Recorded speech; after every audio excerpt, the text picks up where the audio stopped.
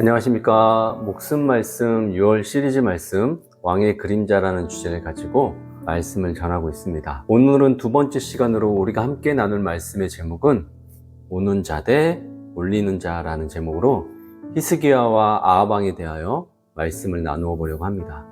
제가 말씀을 전할 때 두 가지 유형에 관하여 말씀을 이렇게 대조적으로 전할 때가 있습니다. 서로 상반된 비유로 나는 어떤 사람인지 생각해보고, 그런 나는 어떤 조화를 이루며 살아야 할지 한번 생각해보자는 의미가 있습니다. 감정에 관하여도 두 가지 유형이 있습니다. 자신의 감정을 잘 표현하고 드러내는 사람과 자신의 감정을 잘 감추고 사는 사람들이 있습니다. 혹시 여러분은 자신의 감정을 잘 표현하는 편이신가요? 저는 사실 감정을 막 드러내는 것이 미성숙의 표현이라고 생각했던 사람입니다. 감정 컨트롤이 안 되는 사람들 있잖아요. 화가 났다고 얼굴에 화를 드러내고 기분이 나쁘다고 공동체 안에 그것을 퍼뜨리며 분위기를 망치는 사람들 너무 별로였습니다. 군대에서 제가 제일 많이 들었던 말 중에 하나가 벌써 25년이 지났는데도 그 생각이 나는데, 긴장해라 입니다. 자신의 감정을 공유해서 공포 분위기를 조성하고 긴장하는 분위기를 만드는 사람들, 저는 그런 사람들을 미성숙한 사람,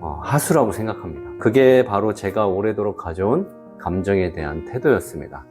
그래서 저는 감정을 잘 드러내지 않고 조심하려고 하는데 사실 잘 안 돼서 걸리기 일쑤입니다. 감정을 드러내지 않고 참으려고 하는 것까지 이렇게 보는 사람들도 있더라고요. 얼굴에 다 티가 나나 봐요. 그런데 요즘 시대는 좀 다른 것 같습니다. 나 화났으니까 조심하라고, 우울하니까 함부로 건들지 말라고 자신의 감정을 드러내는 사람보다 내 마음 나도 몰라, 언제 어떻게 될지 모른다고 감정을 숨기고 사는 사람들이 더 많은 것 같습니다. 눈물을 보이면 약해 보일까봐, 괜히 오해받을까봐, 그래서 꾹꾹 참고 삭히면서 살아가는 사람들이 많습니다. 우울함과 공허함 가운데 혼자만의 세계에 빠져 깊은 웅덩이로 들어갔다 나왔다 하는 사람들이 많은 것 같습니다. 여러분, 감정에는 다양한 언어가 있습니다. 하지만 그 중에서 가장 빠르고 가장 깊은 신호는 바로 눈물입니다. 화가 나도 울고, 억울해도 울고, 기뻐서도 울고, 고마워서도 울게 됩니다. 그래서 누군가가 우는 모습을 보면 우리는 그 사람의 마음을 말보다 먼저 느낄 수가 있습니다. 말은 숨길 수 있어도 눈물은 숨기기 어렵기 때문입니다. 눈물은 우리 안의 감정이 더 이상 안에 머물 수 없어서 흘러나오는 방식입니다. 심리학자들은 말합니다. 눈물은 마음의 가장 본능적인 신호이며 감정의 언어 중 가장 원초적인 것이다. 물론 우리는 눈물의 농도를 분석해서 이게 진실인지 거짓인지 진짜 흘리는 눈물인지 과학적으로 이렇게 판단하기 어렵습니다. 하지만 눈물을 흘렸다는 사실만으로도 그 사람 안에 뭔가 중요한 일이 일어났다는 신호는 분명합니다. 그것이 연기인지 아닌지는 분별이 필요하겠지만 말입니다. 대한안과학회에서 이런 말을 했다고 하더라고요. 눈물이 많아도 병이고 없어도 병이다. 적당히 흐르는 눈물은 필요하다는 얘기 같은데, 그럼 우리는 어떤 눈물을 흘려야 하는 걸까요? 저에게도 눈물에 대한 오해가 있었습니다. 잠깐 집안 이야기를 하자면, 어릴 적 명절이나 가족의 대소사로 모일 때면 어머니는 일곱 시누이와 시댁의 고단함 속에서 항상 뒤에서 이렇게 몰래 눈물을 훔치셨습니다. 어린 마음에 저는 어머니의 우는 모습이 너무 싫어서 차라리 맞서 싸우기라도 하지 왜 뒤에서 저렇게 울고 계시나, 울면 약한 사람이다 라는 생각이 무의식 속에 각인되었던 것 같습니다. 그래서 저는 우는 사람들을 멀리하고 싶었습니다. 특히 여자가 우는 건 더 보기 힘들었습니다. 왜냐하면 그 모습에 어머니의 아픔처럼 느껴졌기 때문입니다. 하지만 성경은 다르게 말합니다. 하나님은 사람의 눈물을 감정의 파편이 아니라 믿음의 언어로 보십니다.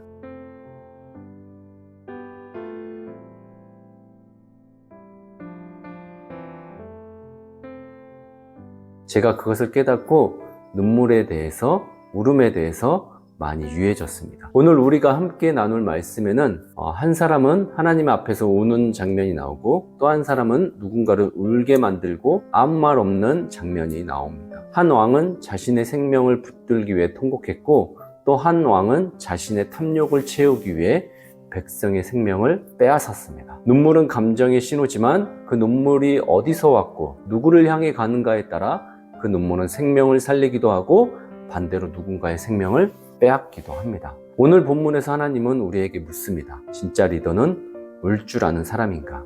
아니면 누군가를 울게 만드는 사람인가?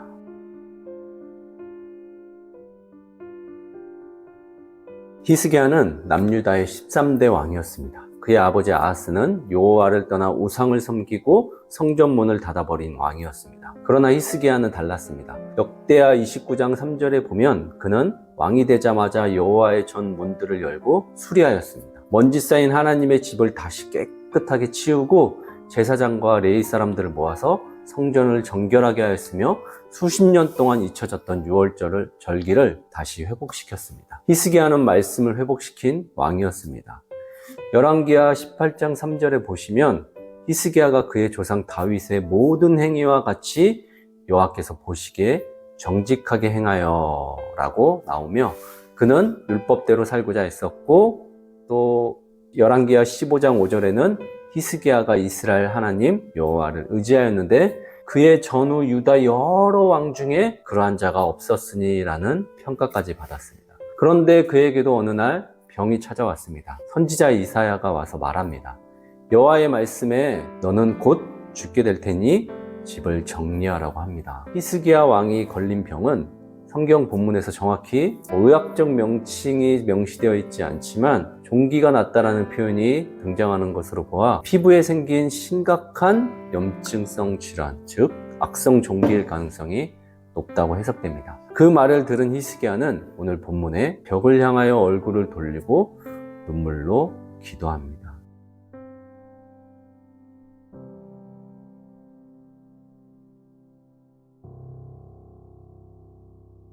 여기 주 앞에 행하며 이 표현은 아브라함과 다윗에게도 사용되었던 표현으로 하나님과 동행하는 삶을 살며 하나님께 보시기에 정직하게 살려고 했다는 것을 나타냅니다. 보이지도 들리지도 않지만 하나님을 의식하고 살았다는 것이죠. 역대하 29장에서 31장까지 보시면 즉위 첫 해, 즉 성전 문을 다시 열고 제사장과 레위 사람들을 정결케 하였고 성전을 다윗 시대의 제사법대로 회복시키고 번제와 찬양을 회복하고 6년 동안 폐허가 되었던 예배를 다시 살렸습니다.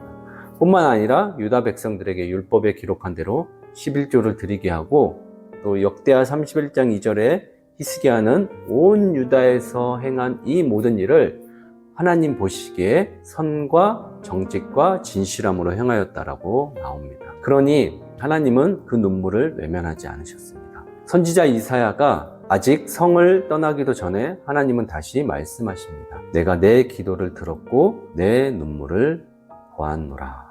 히스기야는 완전한 사람은 아니었습니다. 후에 바벨론 사신들 앞에서 교만했던 일도 있었습니다. 그러나 중요한 건 그는 위기의 순간마다 하나님을 찾았던 사람이라는 것입니다. 그의 눈물은 무너짐이 아니라 하나님을 향한 믿음의 언어였습니다. 그리고 그 눈물이 죽음을 돌이키고 생명을 연장하는 기도가 되었습니다. 여기서 중요한 건 그의 눈물이 향한 방향입니다. 그는 사람 앞에서 운 것이 아니라 하나님 앞에서 울었습니다. 사람에게 감정적으로 풀어낸 것이 아니라 자신의 생명과 시간을 하나님께 의탁하며 흘린 눈물이었습니다. 저는 우리 성도님들이 그러셨으면 좋겠습니다. 정말 위기의 순간만이라도 사람 앞에서 아쉬운 소리하고 눈물 보이지 마시고 하나님께 눈물 흘리셨으면 좋겠습니다. 히스기야는 죽음 앞에서 눈물로 기도했고 하나님은 그 기도를 외면하지 않으셨습니다.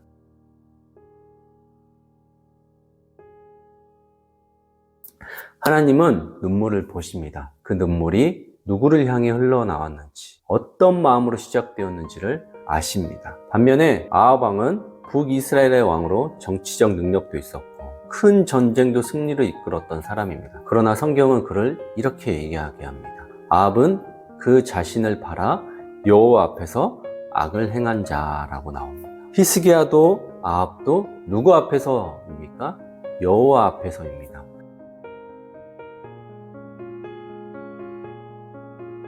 우리의 선과 악은 결국 누구 앞에서 하는 것이냐면 하나님 앞에서 하는 짓입니다. 나의 선과 악은 결국 그 사람에게 하는 것 같아도 하나님 앞에서 하는 것입니다. 그러니 나의 모든 행위로 심판을 받는다는 말이 성립되는 것입니다.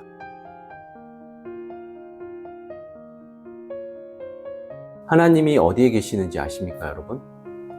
은밀한 곳에 계십니다. 그러니 은밀한 곳, 하나님 앞에서 선을 행하고 악은 버리십시오. 사람들에게 상처 주고 함부로 하면서 하나님 앞에서 용서를 빌지 마세요. 그 당사자에게 사과하고 용서를 비십시오. 예배 한 번으로 모든 과오를 덮을 생각하지 마시고 원수 맺지 마십시오. 아합 일당의 죄악이 가장 적나라하게 드러난 대표적인 장면이 있습니다. 바로 여러분들 잘 아시는 나봇의 포도원 사건입니다. 이스라엘 북왕국의 왕 아합은 자신의 궁정 근처에 위치한 나봇의 포도원을 탐내게 됩니다. 아합은 나봇에게 포도원을 팔거나 더 좋은 땅으로 바꿔줄 테니 나에게 달라고 제안하지만 나봇은 단호히 거절합니다. 그 이유는 이 땅이 조상 대대로 내려온 유산이기 때문입니다. 이스라엘 율법에 보면 조상의 유산은 함부로 이렇게 매도하거나 팔 수 없는 신성한 것이었습니다. 여러분이라면 이럴 수 있으실까요? 저는 어려울 것 같습니다. 왕이 달라는데, 돈도 더 쳐주겠다는데 신념과 말씀이야 더 좋은 일에 쓰면 되지 않나 합리화 안 하겠어요? 그러나 나봇은 그러지 않았습니다. 철저하게 자신이 위임받은 자리를 지켜냈습니다. 아합은 나봇의 거절에 실망하여 침울해하고 식사도 거부합니다. 이를 본 여왕벌 이세벨이 등장하여 남편을 위로한답시고 자신이 포도원을 손에 넣어주겠다고 나섭니다. 성경에서 가장 무서운 여인 중 하나입니다. 이세벨은 왕의 인장을 사용해 거짓 편지를 쓰고 나봇이 하나님과 왕을 저주했다는 증인을 세워 나봇을 쳐 죽이게 만듭니다. 나봇이 죽자 이세벨은 아합에게 포도원을 차지하라고 알립니다. 이세벨은 종교적 명분, 하나님과 왕을 저주했다는 제목으로 나봇을 죽입니다. 이는 종교가 악행을 정당화하려는 도구로 오용될 수 있음을 경고합니다.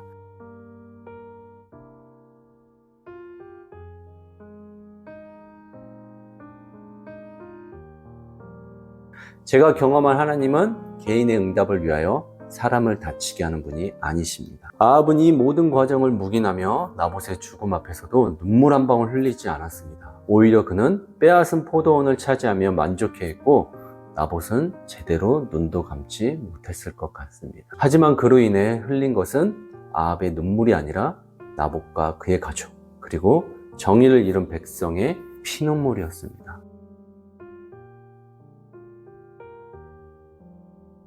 왕의 탐욕과 무책임, 그리고 침묵은 백성들에게 고생과 절망과 아픔을 안겼습니다. 아합의 무관심과 침묵은 곧 권력자의 책임 회피였고 그 피해는 고스란히 백성들에게 돌아갔습니다. 하나님은 이 불의를 그냥 두지 않으셨습니다. 선지자 엘리야를 통해 아합과 이세벨 그리고 그 집안의 무서운 심판을 선포하셨습니다. 하나님의 정의는 결국 권력자의 무책임과 백성의 피눈물을 외면하지 않으셨습니다.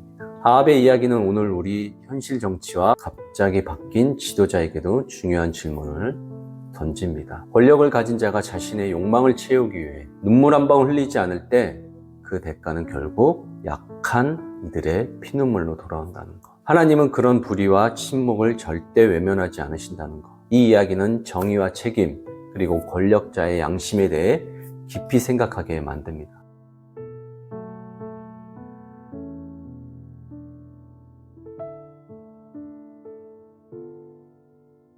사랑하는 여러분, 우리는 이 질문 앞에 섭니다.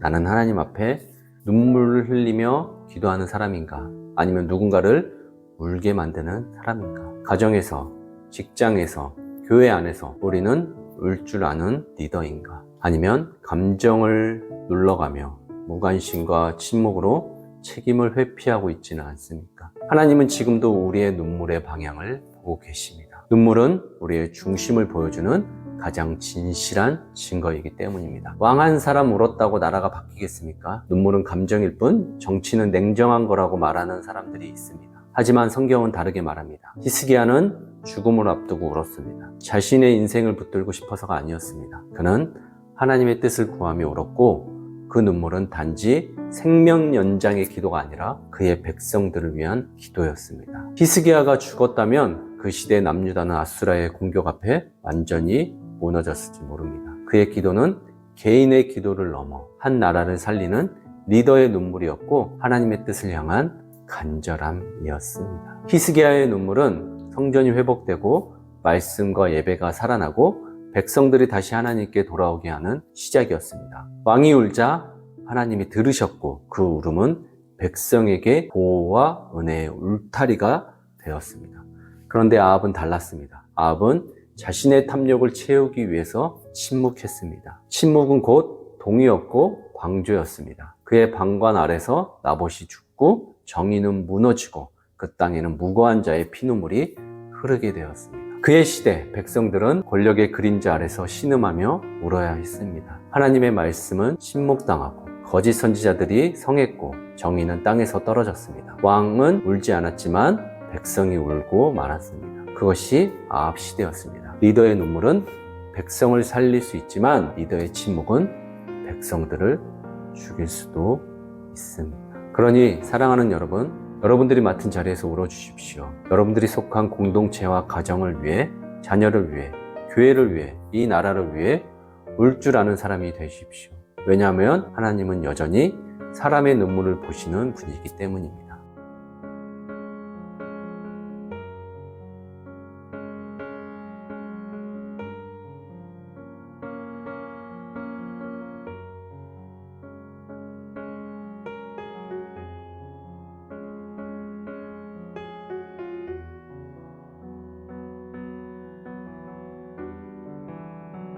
이 시간 같이 기도하겠습니다. 살아계신 하나님 아버지, 우리는 눈물을 부끄러워하며 살아왔습니다. 눈물을 약함으로 감정으로만 여겼습니다. 그러나 주님은 눈물을 기억하시고 눈물을 통해 구원의 역사를 이루시는 분이십니다. 히스기야처럼 하나님 앞에서 울 줄 아는 사람이 되게 하시고 죽음의 자리에서도 침묵하지 않게 하시고 하늘을 향해 부르짖는 믿음의 사람이 되게 하여 주옵소서. 아합처럼 권력으로 침묵하며 사람을 울게 만드는 자가 아니라 누군가의 상처에 귀를 기울이고 함께 울 수 있는 마음을 우리에게 부어 주옵소서. 이 시대에 하나님의 마음을 대신 울어줄 사람, 하나님의 백성을 대신 안아줄 사람으로 우리를 부르셨음을 잊지 않게 하시고 날마다 나라를 위하여, 가정을 위하여, 또 속한 공동체를 위하여 주변 사람들 생각하며 눈물을 흘리게 하여 주옵소서.